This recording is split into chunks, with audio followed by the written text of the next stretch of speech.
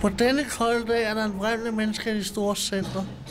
Jeg skal byde jer alle sammen rigtig hjertelig velkommen hertil i dag.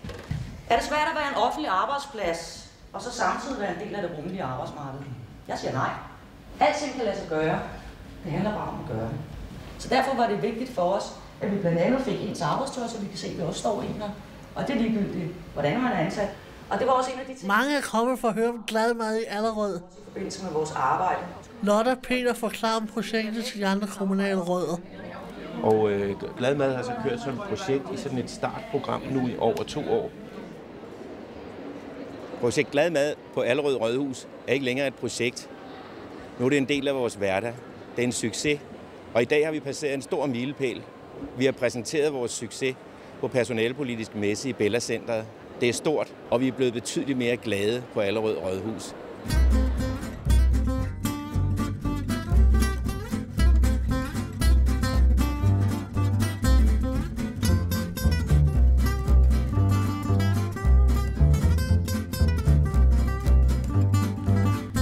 Jeg har nu været borgmester i Allerød i knap 1,5 år. Og i de 1,5 år, der har vi haft et fantastisk projekt, som vi kalder vores Gladmad-projekt. Et projekt, hvor udviklingshæmmede de går til hånd i køkkenet, laver et fantastisk godt stykke arbejde, men også er med til i dagligdagen at skabe en fantastisk glæde. Jeg hedder Lotte, og jeg har fungeret som jobkoordinator på projekt Gladmad, som har eksisteret de 2 sidste år. Kan man lave mad, der er glad? Ja, det kan man. Man tager et rådhus, hvor der er en rigtig lækker kantine, og så tager man nogle fastansatte, som er uddannet inden for køkkenbranchen, og så tager man nogle, som er udviklingshæmmet, og slår dem sammen. Og så får man et rigtig fungerende projekt. Hele vejen igennem har Søren fra TV Glad hjulpet til i Allerød. Og tillykke. Tak. Nu er der ikke noget pjat og pjang mere, nu kører vi bare, ikke? Jo, simpelthen. Tillykke med hvad? Med de 2 år? Og nu er det en realitet, ikke? Ja, nu er vi blevet næsten store og voksne. Ja. I skal forestille jer, at der står en lang kø. Vi venter spændt på, hvad er der på menuen i dag. Så får vi os en lille snak, og så kan vi læse på tavlen, hvad der står, at vi skal have at spise. Så kommer vi hen til kassen, og der står Pia, og hun kræver betaling med et smil. Og så fortæller hun altid lidt om, hvad hun har oplevet, eller spørger til, hvad vi har oplevet og sådan noget. Og så kommer vi hen til den lækre mad.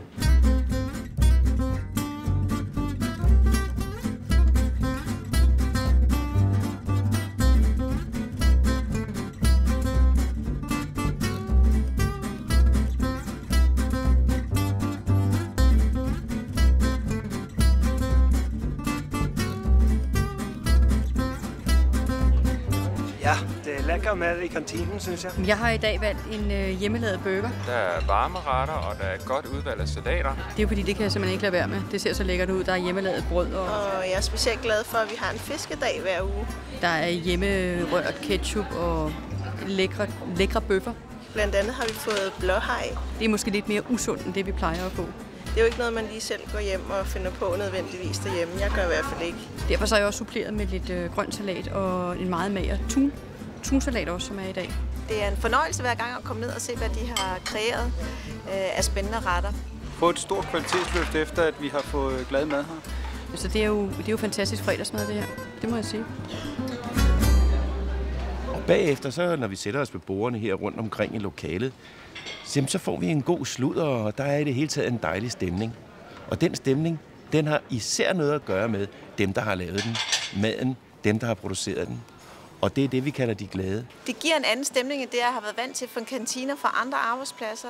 Det tænker jeg ikke så meget over, udover at det er nogle rigtig glade mennesker. Imødekommende og spontane. Og Så man bliver i godt humør, når man kommer ned til den. Og man får nogle sjove kommentarer indimellem. Og det kan jeg godt lide. Så får man også det med på vejen. Og det er en stemning, der spreder sig ud i hele vores organisation. Vores kantine her er blevet til næsten en slags ikon, et billede på åbenhed og tolerance, og der skal være plads til flere på vores arbejdsmarked. I dag er det en ganske speciel dag. Det er Jens Christians fødselsdag. Blandt andet har vi Jens Christian, som en dag ringede mig op og sagde, goddag Lotte Dahl, det er Jens Christian. Jeg skal ansættes op hos dig. Jamen Jens Christian, man kan ikke bare sådan, jo, siger han så, fordi jeg har sagt mit job op. Jamen vi bliver nødt til at holde et møde først. Jamen det kunne vi så godt, men han skulle ansættes op hos mig, og han skulle i hvert fald ikke være i køkkenet. skal du ikke være i køkkenet? Jamen, det handler jo ligesom om, at man er i køkkenet, når man er i projekt Gladmad. Ja, det skulle han ikke. Han skulle lave noget andet så. Det er rigtig dejligt vejr, hva'? Herbo. Og så måtte jeg jo tænke hurtigt på, hvad for nogle opgaver, som han så kunne varetage. Blandt andet så servicerer vi også alle husets kaffemaskiner, så jeg tænkte, det kunne måske være en god opgave så for ham. Det ville han gerne, og så skulle han ordne servietter og bestik på bordene. Nu har Jens Christian været ansat her snart et år, og har givet til kende, at nu synes han kan den der kaffevogn rigtig godt. Så nu vil han gerne lave noget andet, og der kunne han godt tænke sig, at det var ham, der styrede lageret, satte varer på plads og holdt orden på, at der var rent og pænt. Så det kan man vist roligt sige, det er en succeshistorie, og en, der selv bestemmer sine egne arbejdsopgaver. En anden lille sjov historie, det er den samme Jens Christian og jeg. Vi er faktisk venner på Facebook, så nogle gange om aftenen eller om natten, når jeg sidder hjemme og lige er på Facebook, så får jeg en hilsen fra Jens Christian. Hvordan går det, Erik? Eller han skriver, jeg har været i biograf og set et eller andet, og på den måde kommunikerer vi også i vores fritid. Så helt fantastisk. Det er medarbejdere, der agerer på helt lige fod med alle andre medarbejdere, og det synes jeg er rigtig godt. De medarbejdere, som vi skulle have her i kantinen, kom ind og fik det, der hed Glad Madkulturen, altså fik en uddannelse inde på TV Glad. 32A2. Sådan så de lærte, hvordan man lavede mad- eller Søren Gericke-principper, altså fra bunden af, og brugte de råvarer, der nu hørte årstiden til. Vi har simpelthen i går ordnet makreller, og så har vi skåret fine ridser på hver side af dem, og renset dem og saltet dem og lagt dem på køl. Og man kan altid finde ud af, når den er færdig. Der sidder normalt sidder rygfinden heroppe. Ja. Hvis man kan hive den op, så er fisken færdig. Det er smart. Nemmere ligesom at anrette det andet i skåle. Der fik du mig. Ja, det er rigtigt. Skal jeg gøre det, og så gør jeg på makrel bagefter? Ja, med bagerøller. Ja tak, meget gerne. Det er skønt, man kan lære noget hver dag hele livet. Det kan vi så i gang med at udvikle. En projektbeskrivelse i samarbejde med TV Glad, og som også var med ind over i sparringspartner i forhold til at ansætte det faste personale. Det, der også skulle være for det faste personale, det var, at de havde lidt tålmodighed, fordi at vi skulle have de udviklingshæmmede ind, sådan, så de kunne blive opkvalificeret inden for kantinebranchen. Vi er kokken her, ja. Og også lidt pædagoger. En lille smule. I hvert fald lidt pædagogisk, ikke? Jo, meget pædagogisk. Så man skal have en vis tålmodighed, og så skal man hele tiden tænke på, at det kan gå galt, og det behøver ikke at være lige så godt som det, der står i kokkebogen. Nej, så kan man sige, selvom kvaliteten altid skal være i orden, og tingene skal være veltillavet, ja. Så må man gerne kunne se det hjemmelavet. Præcis. Og det må gerne have et lidt skævt præg. Det skal have et skævt præg. Og det må gerne se lidt fjollet ud, også noget af det. Ja. Det skal samtidig bare være i orden. Det er jo ikke et madcirkus, hvor det er, vi står og kaster med tingene. Det er jo en produktion, og det er altså noget, som 125 gæster betaler for, og som spiser hver dag. Ikke? Ja. Man kan jo sige, at jo foruden at vi står og producerer mad, så har vi en eller anden social funktion. På en normal restaurant, der får man at vide, lav det og det og det, og så skal det bare gå allerhelvedes hurtigt. Her siger man, nu laver vi det og det og det, og så bruger vi den tid, det tager. Selvfølgelig har vi en deadline, men det er uden stress, selvom vi er travlt. Man kan sige, ja, vi har travlt, men vi når det nok. En stegt rissalat med killing, og jeg vil sige kylling og grøntsager. Du må ikke skrive killing. Nej. Ja, tak. Og lun leverpostej. Ej, og vi har lasagne. Hold kæft, alt det får de for 20 kroner. Da vi startede heroppe, var resten af personalet på Rådhuset selvfølgelig blevet præsenteret for, at kantinen nu ville blive lavet om til det, der kaldes beskyttet beskæftigelse. Da der var gået et stykke tid, blev flere af de ansatte kom de ned og spurgte i kantinen. Hvornår er det, de starter, de der glade, du talte om? Og jeg sagde, hvad for nogle udviklingshæmmede? De er her jo, altså. Men fordi at de måske havde et andet billede på, hvordan en udviklingshæmmet så ud, så mente de ikke, at de var startet endnu. De var simpelthen glædet så naturligt ind i sammenhængen og klarede sig så godt hernede, at den pågældende medarbejder havde slet ikke skænket en tanke, at de var anderledes. Det samme er det også, at der er ikke noget, der hedder, at det er dem og os i forhold til de øvrige ansatte på Rådhuset.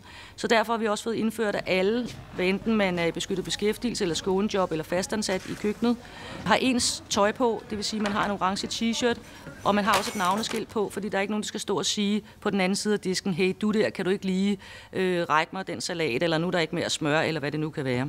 Og det er en rigtig, rigtig vigtig pointe, fordi det er ikke dem og os. Det er os som fællesskab, som er kollegaer her på Rådhuset, som skal sørge for, at den her kantine er velfungerende. Det er altid rart at være her, for her er der stemning. arbejdsgiver, energierne sprøjter ud. Glad mad er sund mad. Nej, vi siger, glad mad smager.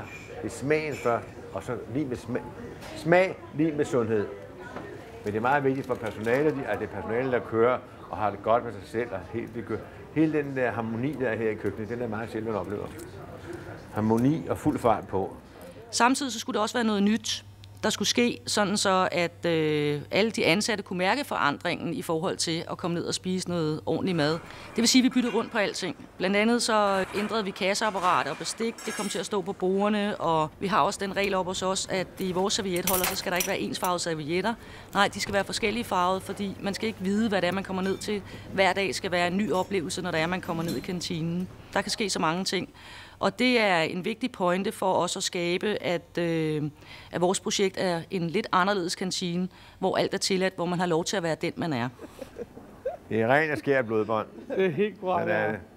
Igennem vores opstartsperiode skete der mange sjove ting. Blandt andet kunne vi komme den ene morgen, og så var der byttet rundt på, hvor tingene stod på hylderne.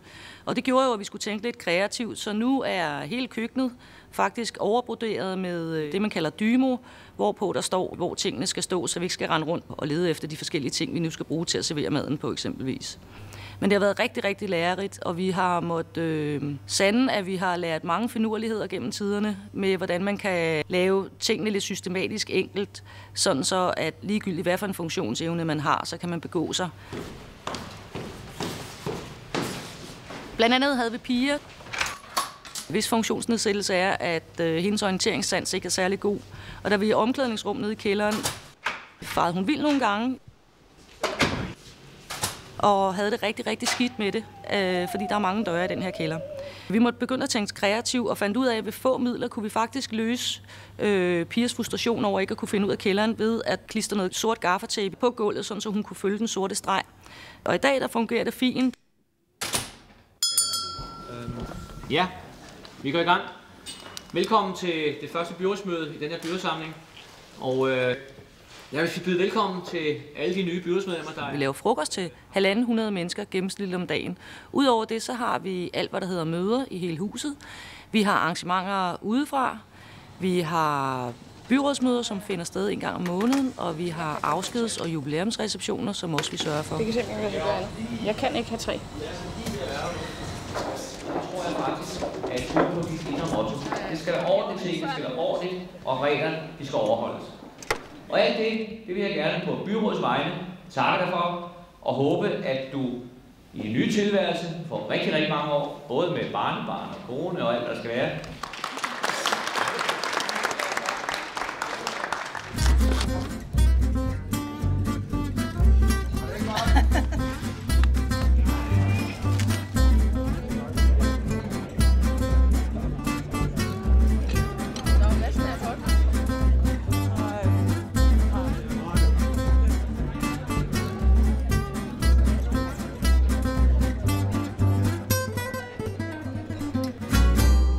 Fremtiden, fordi projektet er stoppet her ved udgangen af 2009, det er simpelthen, at Glad Mad skal være en selvstændig virksomhed, som fortsætter her på Rådhuset. At vi har sådan set lært af det her projekt nogle ting, som vi også selv vil bruge på andre områder. Vi prøver simpelthen at tænke i, jamen er der nogle andre steder i vores kommune, hvor vi kunne forestille os at lave en form for beskyttede værkstedslignende konstruktioner. Man kan sige, at afslutningsmæssigt på selve projektet var vi så heldige, at vi deltog i den personalpolitiske messe ude i Bella Centret, hvor vi præsenterede vores projekt. Jeg tror på, at der er andre, der lader sig inspirere af den måde, vi har grebet det an på her. Så alt i alt kan man jo kun sige, ja, man kan sagtens lave glad mad på en god måde.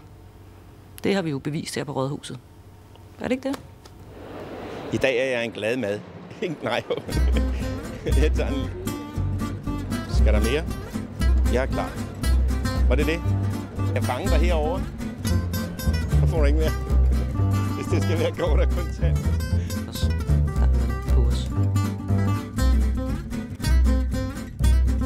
Pas. Men jeg arbejder ikke i køkkenet. Jeg koordinerer bare. Eller, det ved jeg ikke. Eller, ja. Var det kort nok?